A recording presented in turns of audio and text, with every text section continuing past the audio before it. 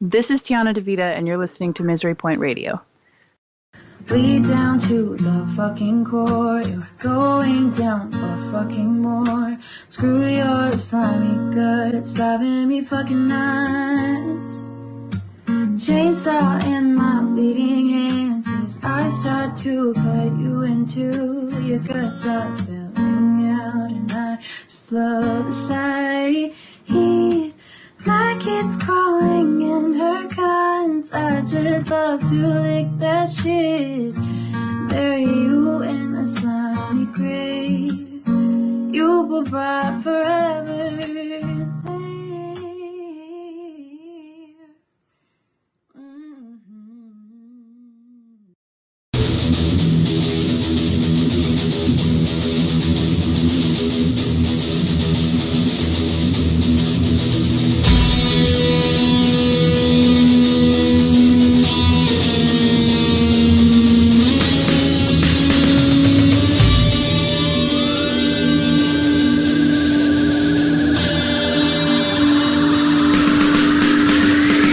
Welcome back, Vampire Felchers!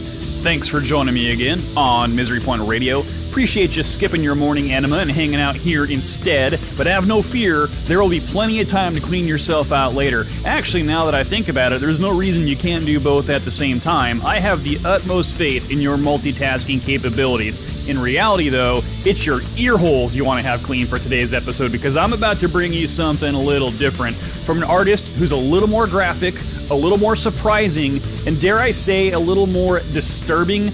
No safe spaces here, bitches. Today's guest, Teona DeVita, has become known for her unique renditions of songs from metal artists. And when I say metal, I'm not talking about your mom's favorite hair metal. I'm talking about the extreme shit on the heavier side of the spectrum. The death, the thrash, the gore from bands like Bloodbath, Cannibal Corpse, Broken Hope, Obituary, Suffocation, Exhorter, Bolt Thrower, and so many more. And to take it even one step further, she's not simply doing covers, she's completely transforming the most extreme metal songs into acoustic and gore pop masterpieces. They are all at once haunting, beautiful, and mind-blowingly insane. And take my word for it, these are not mainstream radio-friendly versions, but they are Misery Point Radio-friendly. So, I got the lowdown on Teona's musical origins, her love of metal, how she approaches songwriting and arranging, and what inspired her to take the left-hand path down the road to acoustic and pop debauchery. She also dished on dealing with the haters, the explosion of social media popularity, and what it's like to have artists she's covered share her renditions of their songs. This was a crazy fun interview that's not for people with sensitive ears or stomachs. Don't say I didn't warn you. So, pull that meat hook out of your ass, grab your felching straw, and welcome to Misery Point Radio, the Dark Empress of Metal, Teona DeVita. Teona, welcome to the show. Thanks for going against your better judgment and joining me today. Hell yeah, this is fun. Thank you for inviting me. Yeah, of course. It's a real moment for me. Oh, it's a moment. It's a moment you'll wish you never did, but no. Oh, wow! No. Well, I'm excited to talk to you about what you're doing, which is probably one of the most unique things I think I've seen in a long time, at least in regards to kind of music. I mean, I like all kinds of music. I like metal. I like acoustic stuff. I like, a little bits of pieces here and there. But I think what you're doing, combining genres and kind of taking expectations and blowing them out of the water, is pretty fucking epic. Aww. That made me feel good. Also, I want to give a quick shout out to our mutual friend, Mr. Scott Pavarnik, for introducing me to your material, which was awesome. So thanks, SP. Actually, before we dig into the kind of the meat and potatoes of all that you're all about, I'd like to get a little bit of background on you, if you don't mind. So you're somewhere down there in Oregon, right? Yeah, I'm in Northern Oregon, kind of close to Portland. Okay, right on. So I was born in Salem, so I know the area well, and my wife grew up kind of in the Ashland area down south. Were you at all affected by any of the fires or anything that's going on over there right now? Oh yeah, we fully evacuated. Did you? Oh yeah, the sky was red. Oh, I posted pictures on social media and people were like, oh, that's fake. I'm like, no, like there's 2 towns around my town. They're gone. They were literally burnt to the ground. Yeah. And so you evacuated out of your place. Are you staying in a different place now, or are you kind of back in your place? I'm back at my place.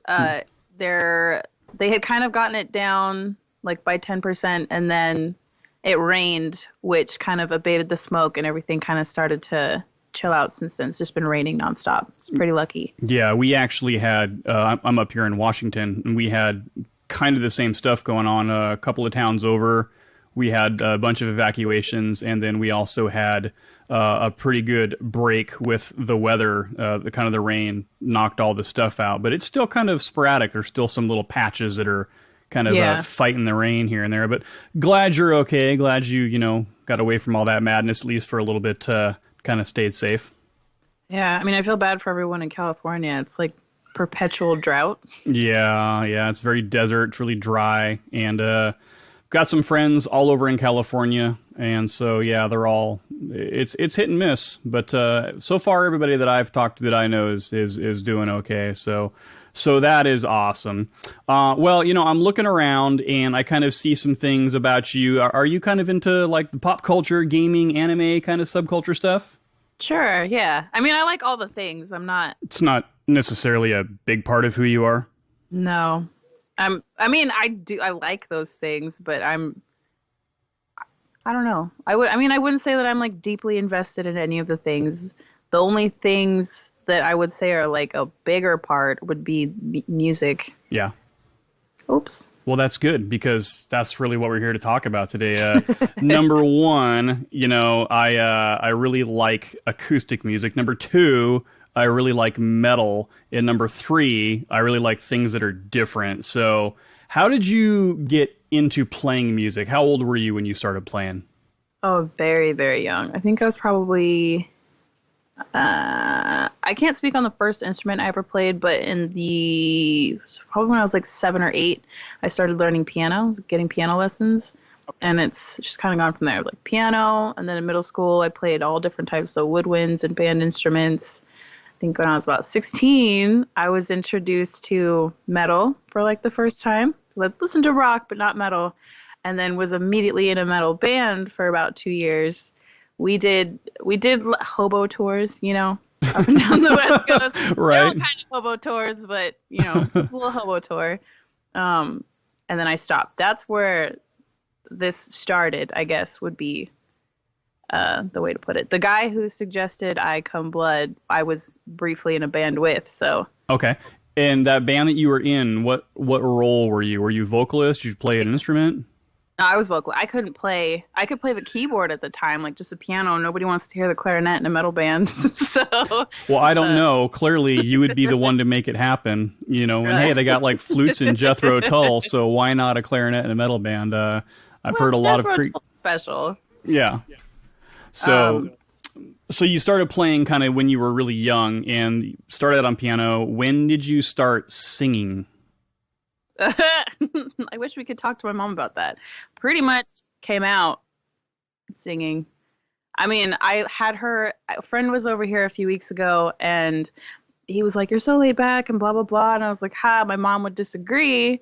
And he's like, "Why?" And I was like, I'll call her. I'll show you. And I called her, and I was like, "How would you describe me as a child?" And she was like, "Annoying." It was nonstop. Yeah. So that's terrible. So does anybody else in your family, I mean, did you have a musical family, or is this just all you? So with my like nuclear family, I guess, because I'm not close to, the other parts of my family, my sister did play the violin for a few years, but she was never like really heavy into it. I know that on like my dad's side of the family, they're very musical, but they're also like across the country, and I don't know them. So I guess technically, yes, I probably do come from a musical background, but in my little family, like, no, not really. In your little immediate surroundings, it's pretty much just you. And what kind of, when you started playing music, you'd mentioned that you played in a band. What kinds of music were you playing? Well, Trav was really into like psychedelic metal. He's like one of those hippie guys with like a single dread that goes down to his asshole, and like he's a really chill dude. It's a very vivid picture you just painted. It's an accurate one.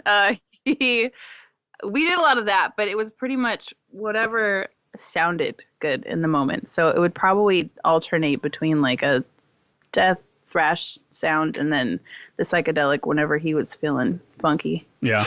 And were you using kind of the vocal style that you're using now, or were you kind of doing something more harsh?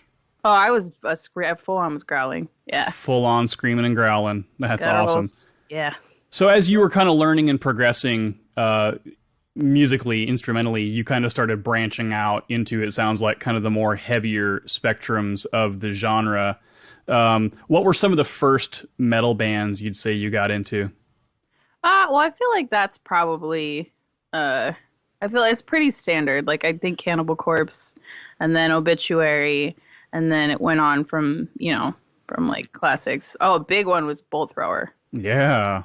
Yeah, we'll talk about Bolt Thrower in a minute, because I saw some of your stuff there. Bolt Thrower for me was epic. I was really into a lot of the Doom stuff. Oh, yeah. But I really liked kind of the early Bolt Thrower, basically from Fourth Crusade earlier was really kind of what I was really into. And then I kind of liked all their stuff, even some of their later stuff. But I just feel like that those few years back in the early 90s, early 2000s were really just super awesome. So Bolt Thrower is not a name you hear that much anymore. Plus, I always thought it was cool. Like, they were into tabletop gaming. They had like all this Warhammer stuff going on. And I was kind of a fucking nerd, so I was like, oh, this is kind of cool. It is what it is. So, yeah, that's pretty awesome. Now, according to your artist page, you describe your current style as chaotic good death pop and gore pop covers of metal classics. Now, I don't really know. Define that for me. Help me understand how you classify the kind of stuff you play. So the chaotic good is just me. That's not even the music. That's just, I've been described as that, so we're rolling with it. Okay. Death pop and gore pop has pretty much been what I've heard a lot, because I think the initial one was like, it's like anti-folk. I don't know if you know what that is. It's kind of like what I was doing, but anti-folk is a lot more, what's the word? It's kind of punk. It's like it's the opposite of folk. It's acoustic. It sounds like folk music, but the words are very jarring. Yeah, exactly. So it's you present kind of a sound and an image, and then immediately you yank people out of that reality and put them somewhere else. Kind of a shock to the system there. So, and then you do these covers of metal classics, which is kind of, I guess, where the jarring reality comes from, because you've got this, your voice is fantastic. And then you're playing this really, really soft, look at me, I'm playing this really pretty song. And then all of a sudden it's like you said, here comes I Come Blood, here comes, any number of things. So that's pretty awesome. So, when you decided that you were going to start going down that road, what were some of the first acts that you knew you wanted to cover? I didn't. So it was probably like this was very fresh into quarantine, bored, didn't have my kids for once, and I was feeling spicy. So I got on Facebook and I was like, name some metal songs that I could ruin or that would be completely inappropriate if sang in an R&B style. I immediately got a massive response. I was like, shit, I can't back down now. Like, I have to do it. Yeah, right. If you put it out there to the world. Well, okay, so that's the thing, though, because I thought, or I had meant to put it to where just my friends could see it. So, like, sitting there and I get a few shares and I'm like, oh, that's weird. That's kind of cool. And then I walk away and I come back and it's like 2,000 shares. And I was like, oh, what happened? Yeah, this is not private anymore. I don't even have 2,000 friends. What the fuck? Right. So, did you know as soon as that happened that was going to be something that you pursued, or did you just think it was going to be like a shits and giggles thing and it would pass? No, I just wanted to do the post, like a few of the songs off the post, and then wait for everybody to lose interest. And then I was extremely overwhelmed when it kind of started taking off the way that it did. Just a lot of attention, just literally overnight. I did not want to keep doing it at all, actually. It was too overwhelming. Is literally, I should just shut down. It was like 3 or 4 days of me just shut down because I was getting anywhere between, and this is not an exaggeration at all, but like 150 to 200 messages from individual people. It's not including how many messages they sent me. This is like... Oh, like DMs, you mean? Yeah, within like 30-minute periods of time. So I was getting several hundred messages, and some of them were really fucking angry, like, you're a fucking mom, like, how could you do this? Right. And then the majority of them were like, oh my God, you're great, but it was very overwhelming. And my Messenger app crashed, my phone kind of started glitching out, and I was like, oh, this is not for me at all. I don't like this. So it took like what? I want to say it took a month before I did another one. It was a minute. And what was that first one? Was that Icon Blood? Yeah. Yeah. I'm curious, the response to that, I'm sure it's probably more drawn from the title of the song rather than people that actually know the song. But I mean, anybody who's familiar with Cannibal Corpse, I mean, that's by far not even the worst song title they have. Oh, no, not at all. But so people were responding. Why do you think they responded the way they did? At least those that were kind of the negative. Was it because they had an image of you already, or is it because they just didn't understand the songs, or just because they didn't know how to process what you were doing? Or all of the above, right? I would say I probably got like a handful of Karen types who were just going to be unsatisfied no matter what I did. Sure. I didn't know them, so I don't give a fuck. The ones that kind of hurt my feelings were from like metalheads. I guess it's probably like elitist, and a few of them felt like I was culturally appropriating metal, and I was like, word? This is a song. We're singing music here. It's not that right. deep. It's not that deep, yeah. I'm sure Cannibal Corpse would probably not have that perception of that. So, and then, you know, reading through kind of some of the comments that I saw that you had made, there was people that were making comments to you like, I prefer the original. It's like I hear that so much, and it makes my eyeball twitch. It's like, oh, we all prefer the original. You're just here to be entertained. Yeah. Stop. It's like, I'm not trying to replace the original. This is my take on it, right? Yeah, it shouldn't even be a one-to-one comparison. They're too different. They're not mutually exclusive. Like the lyrical content is the same, but that's where it ends. You should not compare them. Yeah, not to mention the fact that if I've seen correctly, some of these bands have actually shared your interpretations of these songs. Yeah. I know Kyle Thomas shared yours. That's pretty fucking badass. That was the fastest. That was like within 10 minutes of me. I was like in shock. Yeah. I was like, holy shit, that was fast. Yeah, that's awesome. Bloodbath, they shared mine too, and that I cried. I mean, every single time I've been acknowledged or it's been shared or they've messaged me privately, I've literally cried. I'm an emotional bitch. But like, it's such a huge Bloodbath. I cried so hard. I woke up to a message. I got a bunch of notifications on YouTube, and I pinned it under the Bloodbath one. But this person was like, you know, Bloodbath shared this on their page. I don't personally like it, but they like it, so it must be good. And I read it, and I was like, what? No. And then I looked, just immediate, like, I liked Bloodbath for so long. Yeah. It's a huge deal. Well, since it's such a huge deal, I think we should take a listen to it. What do you say? So here it is, Teona's version of the song by Bloodbath. This one's called Eaten. Carve me up, slice me apart, suck my guts, lick my heart, drop me up, I like to be hurt, drink my marrow and blood for dessert. I've had one desire since I was born, to see my body ripped and torn.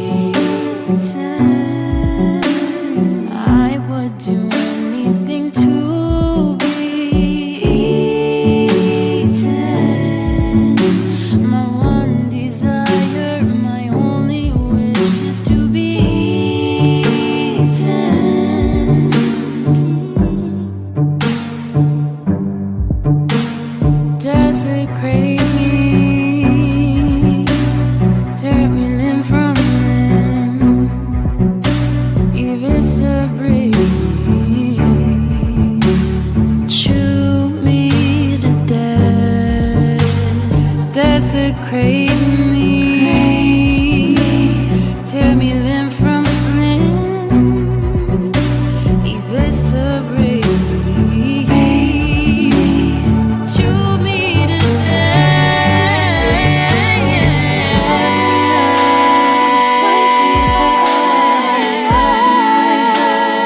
lick my heart, chop me up. I like to be heard, drink my marrow and blood for dessert. Bloodbath, they shared it. I was requested to do a song, Zagleg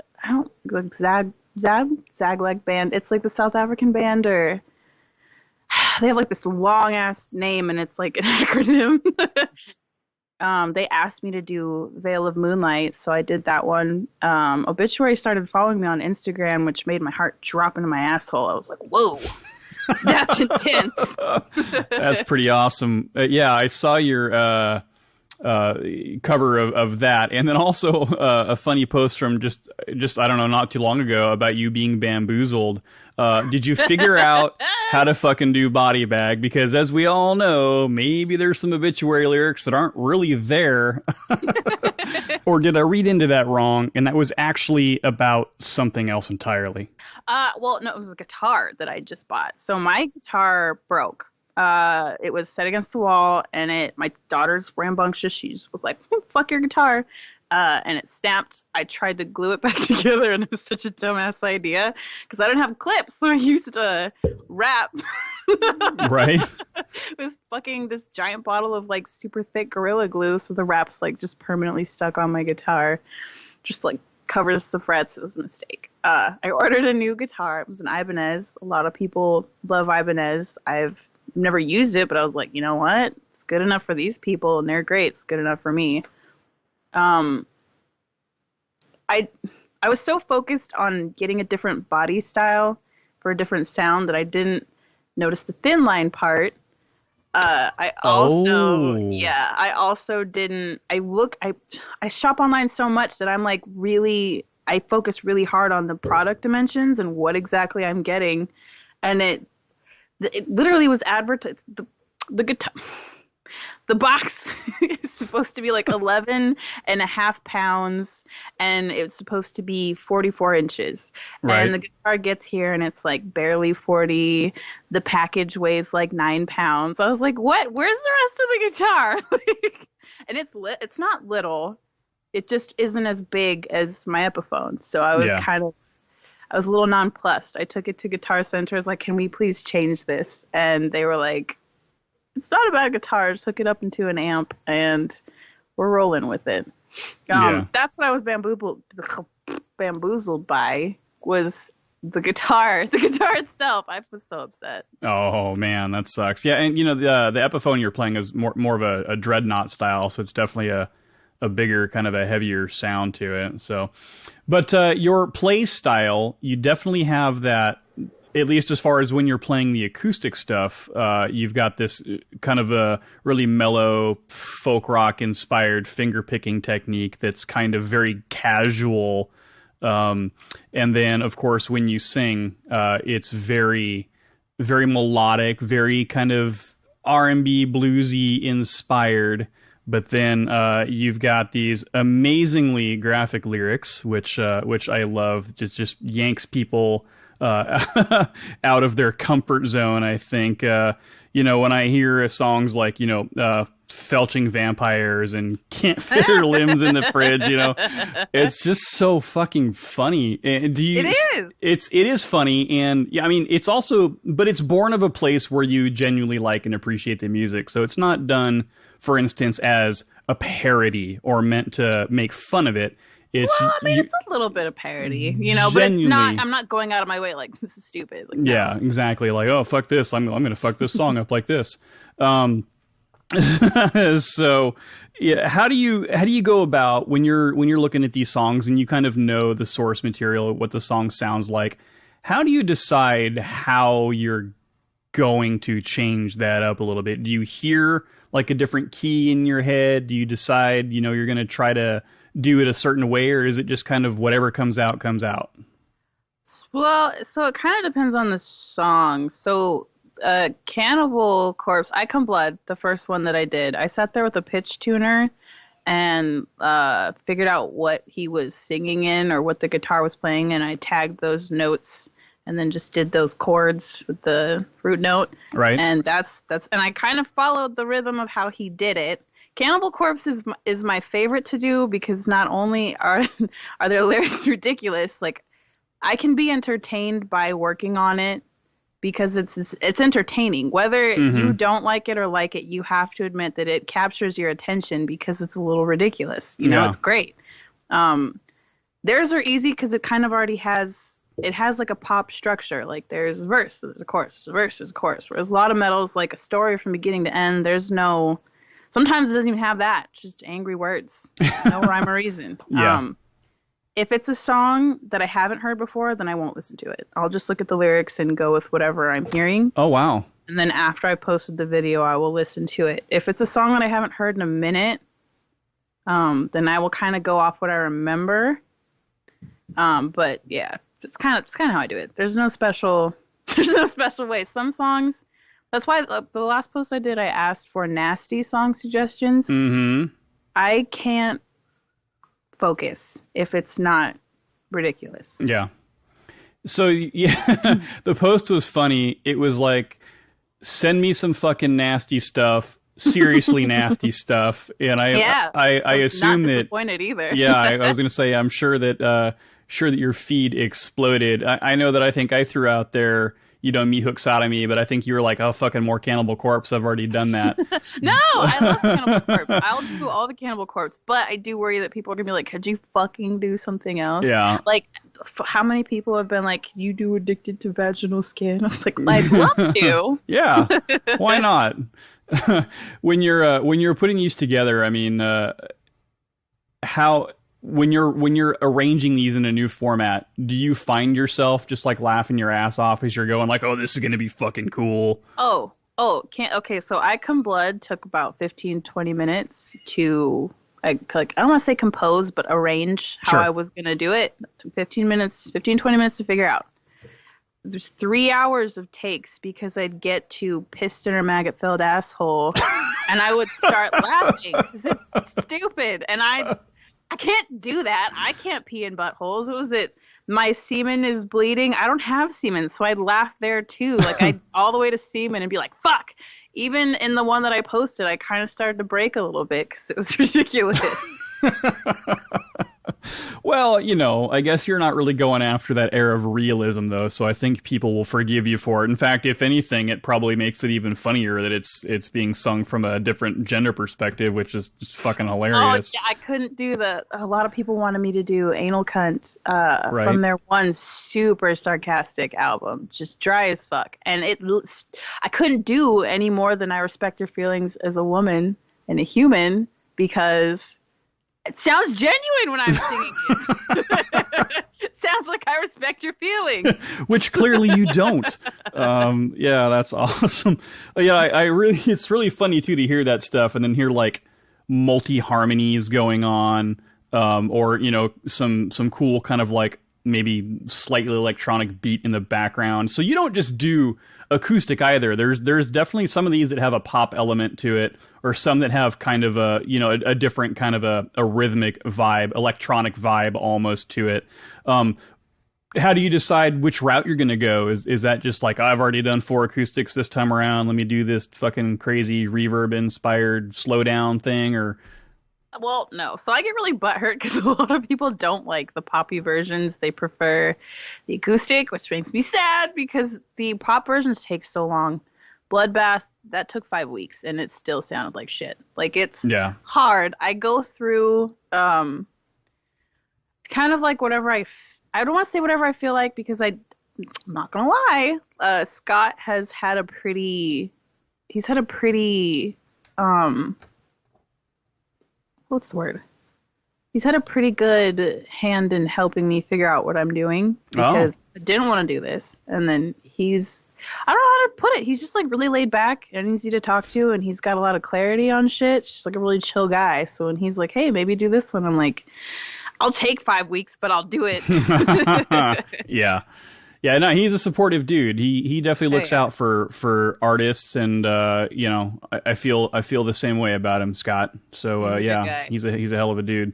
Um, There's no rhyme or reason to any of yeah. it. It just kind of happens. It's honestly, it just kind of depends on how I hear the lyrics. So if I'm looking at a song that I haven't heard in a while, or a song that I've never heard before, which I've only done one, that I hadn't heard before, and it was the Infant Annihilator cover.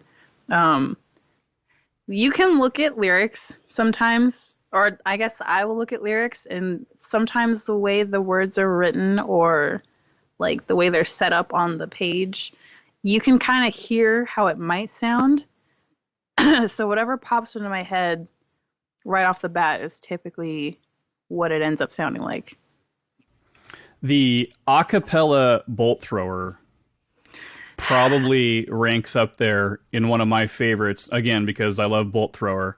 And it was really cool just to actually hear, you know, that kind of take on it, because I didn't expect it. I was thinking, oh, she's going to play some acoustic stuff, and then boom, there was nothing. It was just you know, there was his voice. So so that was cool. It had piano initially, but there was so much going on that I was like, meh, you take that out. There was piano and drums. I was like, ugh, it's too much. Yeah. I'm happy that somebody liked it, honestly. That's the one that makes me the saddest, because I feel like not a whole lot of people, either they don't know who Bolt Thrower is, or they don't care, or maybe they don't particularly care for like a cappella music like that. But that would be the one, because I really like that song. I've always really liked that song. It has like special meaning to me. So like I put a lot into it.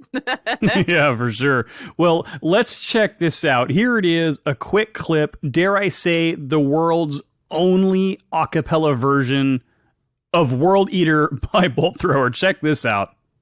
Tension is now rising, the calm before the storm. See your life flash before you. Will you live to see the dawn?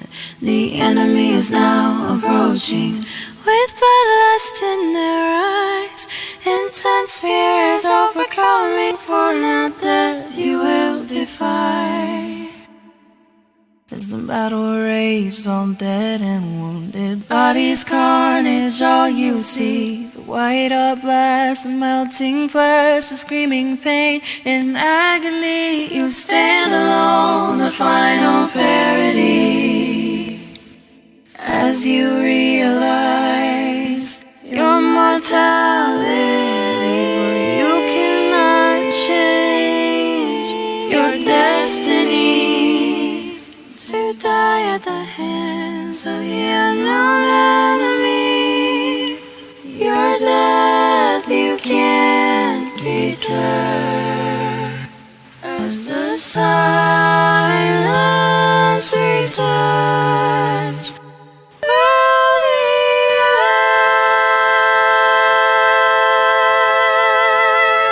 No, and it's, since you mentioned that, putting a lot into it, I mean, the video clips and the songs themselves, at least of what we see, are just kind of fragments of the songs. Do you do the songs in their entirety? I know with Bloodbath, we got the full one on there. So do you just kind of take phrases from songs and that's kind of what you focus on? Or is there more that we just haven't really heard? Oh, there's so much that hasn't been heard. If I don't like it, like if I'm listening to it and I'm cringing, it's not going out there. I did the so Scott suggested some songs to me, and I was like, ooh, some of these are really good. There are a few bands like Morbid Angel and Death. I have like 4 different covers. I'm not comfortable with how they sound, so they don't come out. Bloodbath would probably be an exception, because it already had its own. It has its own thing already. It's already got a melody. I don't have to do shit. I don't have to do anything. Same with like Evisceration Plague. Like that's almost done, but it already has its own structure. I don't have to do much. So that's a lot easier to do like a 2, 3, 4, 5 minute song than these other bands. Like what's the one? What is the band? Acid Bath. I'm trying to do, what is it? I wish I could remember it off the top of my head, but there's a song and it's really funny, but it doesn't, there's no cadence to it. So I kind of have to figure out how to syncopate that myself. So when you're deciding that you're going to do these, do you go into it with completing the whole song, or do you kind of start in the middle of a song, or start with just a spot that you feel like, I just want to get this idea out? Well, so I'm a very simple human being. So if there's something that makes me chuckle, that's probably going to be the part that I do. Yeah. So there's songs, I want to touch the whole entire song. There's some themes that I'm not super into in some of these songs that have been suggested to me, like, I can't imagine. Child predation and all this other shit. And like, it's I'm not going to say it's funny, because like when it comes to kids, it's not. But Sure. like songs about raping, like I'm not a raper. I can't do that. I'll sing about like murdering you, or I guess defiling your corpse. But pissing in your asshole, I'm fine with that, you know. Well, it just, some songs have like a different kind of feel to them, and I'm like, For sure. I don't know about that. Some might cross the line on your sense of actual morality. Yeah, well, I mean, I'll listen to the song. I just don't know that I'll cover it. Right. Well, that's another thing, because I'm not doing covers. I do renditions. Nobody looks up renditions. That's not like the first thing that pops in your mind. The first thing that pops in your mind is covers. So, because that's been a point of contention with people who comment on my videos. These aren't covers. This is a rendition. Okay, I get it. I understand. But it's crazy that it even got to that level with semantics, like rendition versus cover. But I mean, I guess I see what people are saying, because you're literally transforming an entire song rather than just going out there and playing it. Yeah, earlier when I was trying to say, like, they're not one-to-one, don't compare them, it's because this is a rendition, it's not a cover. If it was a cover, yeah, tear my ass apart. It's different. It should sound a certain way. Yeah. So, the other thing I like about is not only do you do renditions of songs from kind of established bands, but you're also taking some cool steps towards working on material from maybe some lesser known bands, or some underground bands, or some what I call cult bands that really have a very dedicated underground following. Now, this is stuff that is a combination of things that you already knew and stuff that people are recommending to you via your posts. Yeah, well, so the smaller ones are typically ones that I was already listening to. My playlist is huge. There's some bands that I really want to, touch, like Archspire and was a Parasitic Ejaculation. There's so many bands. If they happen to already be on my playlist, I mean, obviously I'm going to look there first. But the ones that are more underground are usually from my own playlist, because people usually want to hear, the big ones that they're familiar with. Sure. Yeah, I was pretty stoked to see like Broken Hope on there, which is, in my opinion, probably one of the most underrated bands ever. Oh, I really like Broken Hope. Our interaction, they said they were going to bring Felching Vampires back into their rotation when they start touring again. I cried. I was like, oh my God.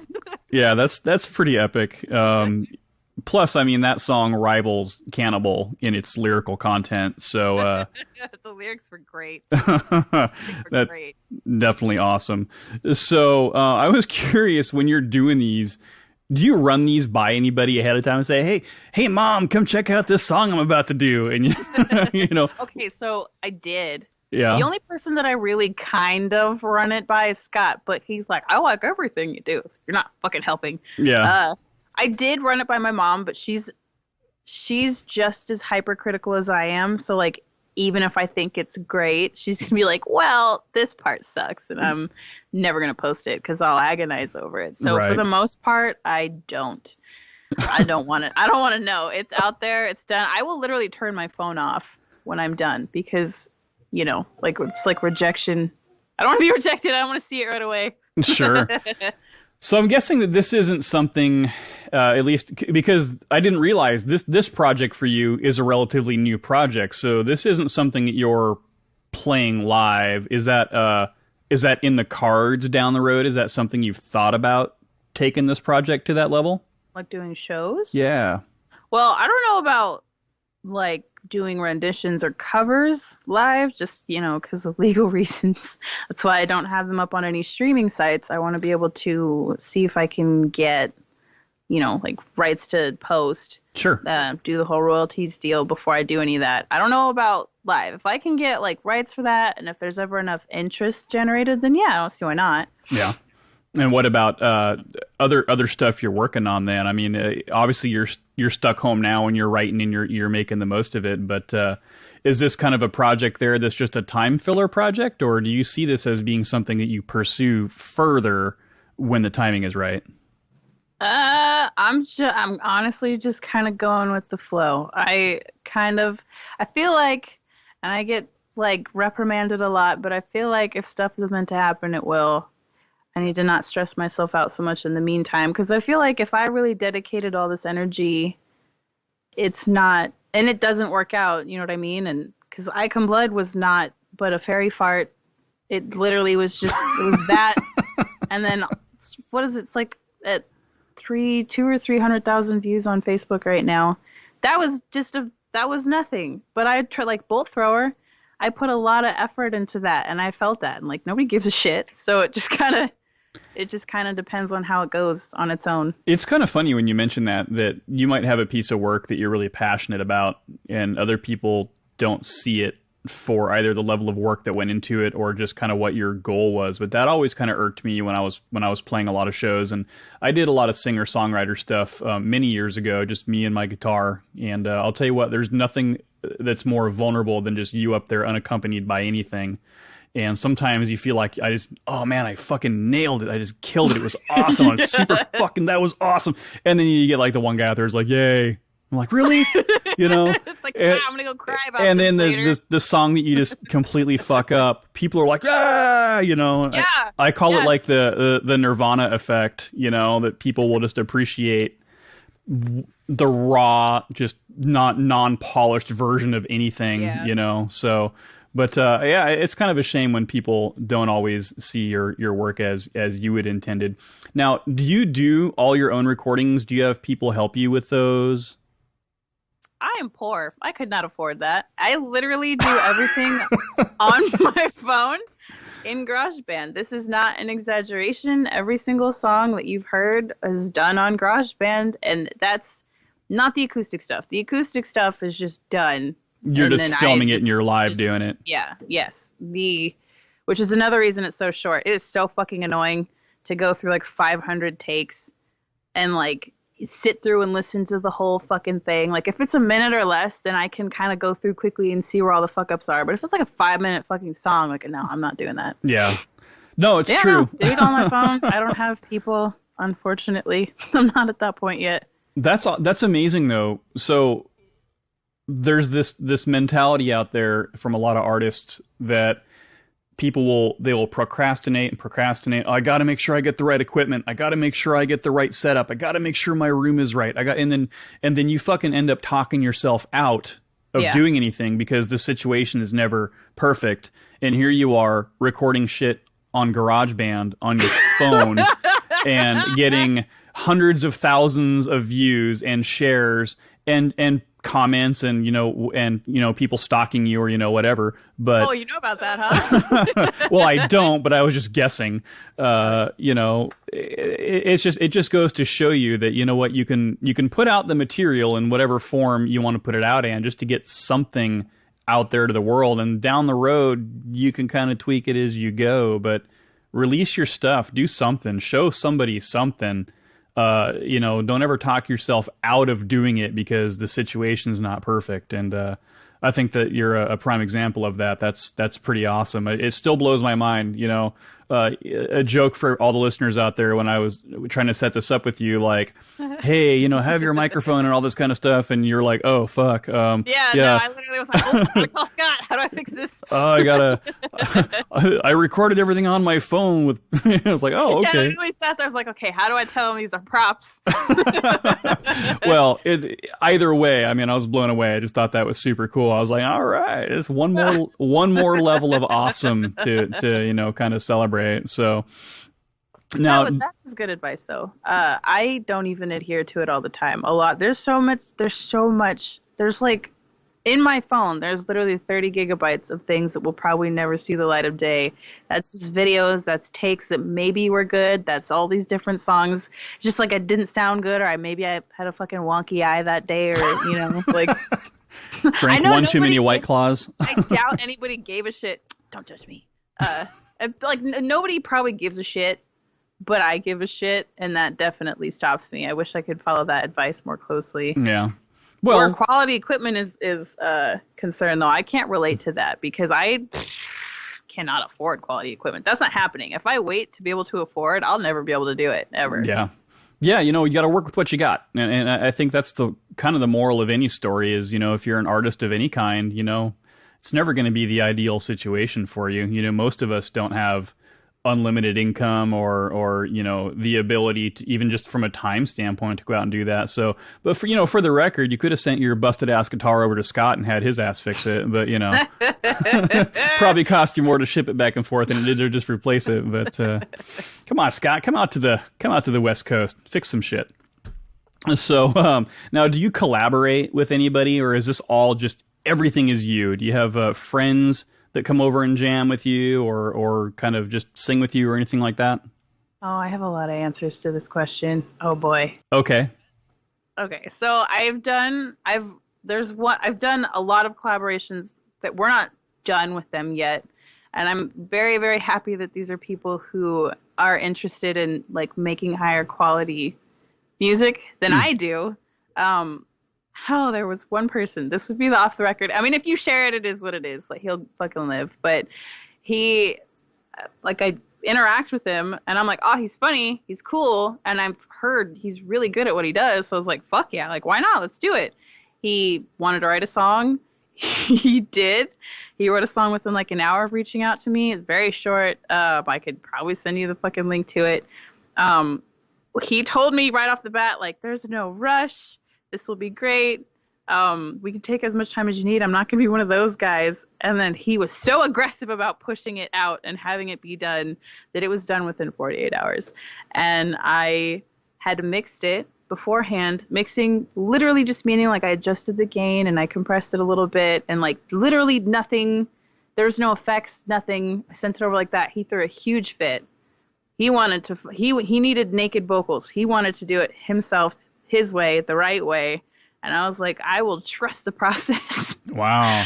He put it out there. He wouldn't let me share the video myself, but like I could share links. So I linked it, and I literally lost 136 subscribers. And I had people like, this is trash. I don't like this. Wow. You deserve better.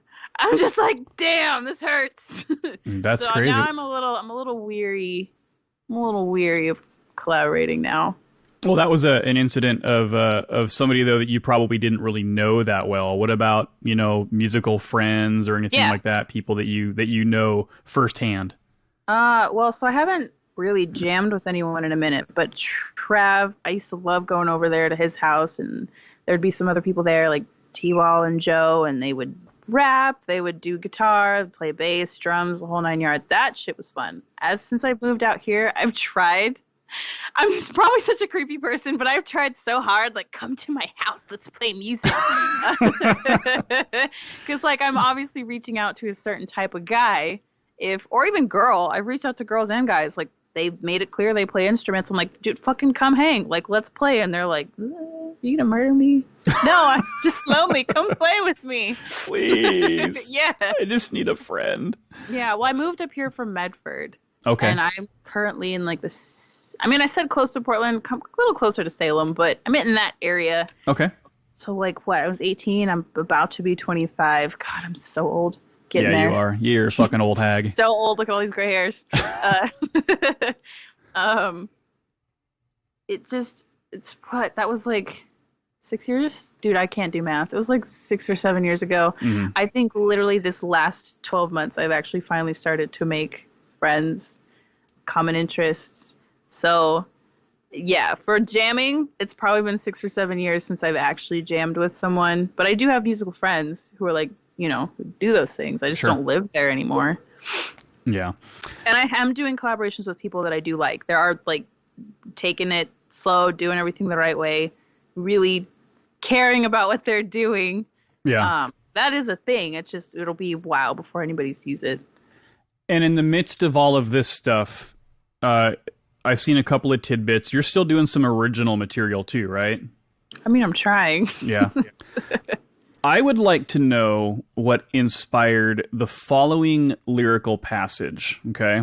Because I was blown away. I was touched. I was really. I had to know the story behind. You can eat my ass if you don't like what I'm doing here. That was me being salty. Just like I'm a human and I'm new to this, which is why I don't like the overnight thing. Let me do this at my pace. Let's see where I'm at in 5 years if I keep pursuing this. I'll probably feel more comfortable with it. But I was pissed.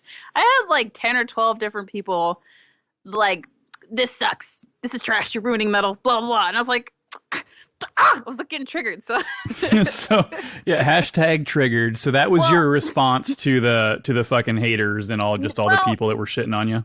Not intentionally, because I did like an hour-long reel of me trying to get the Lamb of God covered down, and like in between I kind of will space out and just do dumb shit with my mouth and the guitar. That was one of them. I was really fucking mad, dude. So that was the day of saltiness then. It doesn't make me mad now. Like, I'll get irritated, but that's not usually what upsets me anymore. So what are you currently working on? I feel like I'm being put on the spot. Yeah, you are.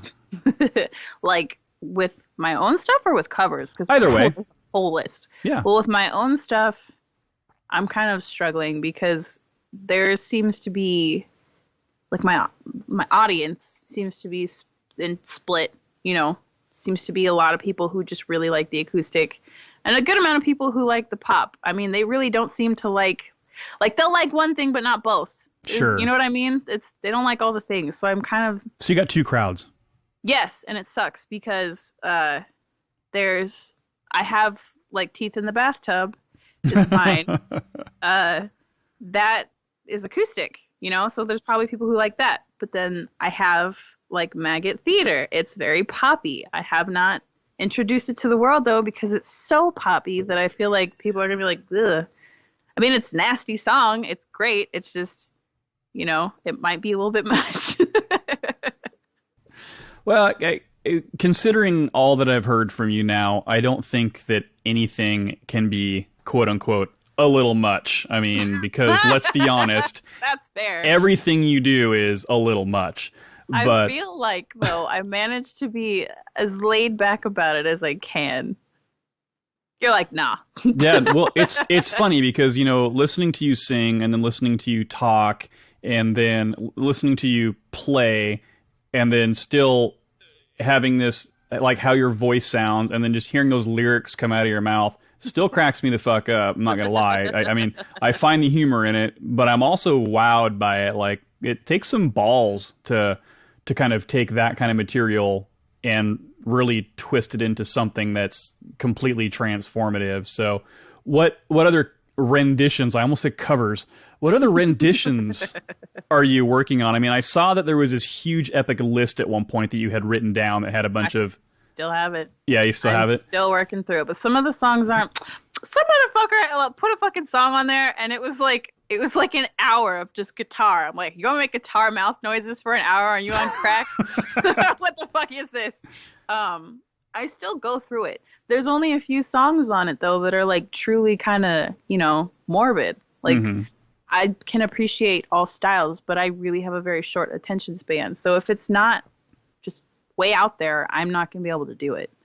Yeah. So you really want it to be something that's just completely over the top that gives you that kind of inspiration. Yeah. Well, because, like, what's the word? What's the word? Oh, words are hard. I'll remember it later. Whatever. Words and things and stuff. Yeah, exactly. There's a song, so Evil Dead, the death song. Uh-huh. It's been 2 months now. I really like the song. I really like the way it sounds, just as it is on its own and like what I've done with it. But I can't focus on it. Yeah. And then you have songs like Flesh Tailor and I Can Blood. I'm like, I'm entertained by that all day. I'll sing about that. How about like Carcass? Because, you know, their stuff it's gory and it's technical. It's in a different way because, you know, where they're coming from, it's all medical terminology. And then, you know, Jeff Walker was this crazy, like, he's super hardcore vegan and super, like, animal rights, and he goes out there and sabotages like hunting expeditions. It's pretty funny, actually. But their lyrics are like, when you listen to them, they're fucking gory and gross, but then you realize, wow, this guy's just reading right out of the medical dictionary. It's crazy. You should do some of that, because that would be badass. Like something off necroticism or something like of Reek would be cool. The early Carcass is probably more up your alley, because it's definitely more shock value related stuff. Yeah, I mean, so long as it's entertaining. So, like, I think Bolt Thrower would probably be a bit of an outlier, because I've done an Ash Nico song, and that's my second popular, like, it's the second most popular video on my channel. I'm like, these two things don't equate. What the fuck? Bolt Thrower is just as entertaining because it tells a story. So, like, it doesn't necessarily have to be nasty. It just has to be entertaining. Entertaining doesn't mean, like, I gotta laugh at it. It just has to draw your attention. Sure. Like, other people might not like it, but as long as I can focus on it, like, that's all that matters. Yeah, well, let's check out then one more acoustic tidbit of awesomeness that's not necessarily nasty, but here it is, an amazing rendition of a mashup of Chopped in Half and Infected by Obituary. Feel the blood spill from your mouth, with rotting ways comes destiny. Feel the soul taking over. Bleed, chopped in half. Right beneath below, killing the chance to die. The rising of the dead, the pain denies the soul, even the dead. The killing gently, the section of the line, the rotting of the soul. Feel the blood spill from your mouth, with rotting ways comes destiny. Feel the soul taking over. Bleed, chopped in half.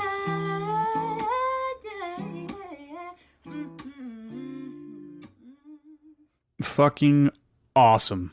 So for you, there's some kind of a purpose in it. It's not just random. Something draws you to it, whether or not it's a story element, a narrative element, a horror, a gore element, or just a completely fucking ridiculous over-the-top element. Yeah. Yeah. That's awesome. Because, there's a lot of songs out there you could choose from, 30 years of death metal and thrash metal and, all that kind of stuff, and you just be overwhelmed. But there are not that many that are truly over the top for the sake of being over the top. Although, for the record, just because we've brought it up a couple of times, I think in all fairness, and put you on the spot, someday I expect to hear a False Prophet song in your lexicon. And I don't know. It's funny that you say that, because Scott is not a lyrics guy, and that makes me so mad. He's a music guy. Yeah. So he doesn't give a shit what you're singing about. He doesn't fucking know the words to the songs he loves.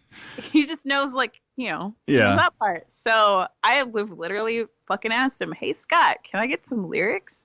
You sent me some shit you guys haven't, you sent me some shit, and I love it, but I don't know what the fuck is being said. And he's like, same. I'm like, no, not same. Help me here. Because I can't find them online. Like, they haven't put them out there yet.